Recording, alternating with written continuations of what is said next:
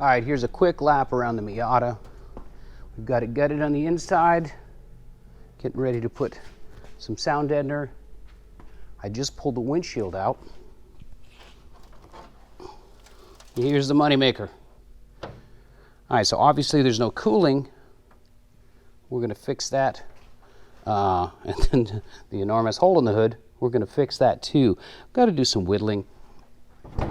And of course, this is pure mock-up with the red duct tape, so don't judge me. But she's coming together. It's a roller, finally. And just, I'm having the time of my life with this car. The beauty is this drivetrain is you could pull it out of this car and I could put it in anything, a Chevelle, a pickup truck, it doesn't matter. So I might just beat the heck out of this body and then move the drivetrain along to something else. I might keep it exactly like it is. I don't know. But I can't wait to drive it. I'm giddy. I'm excited.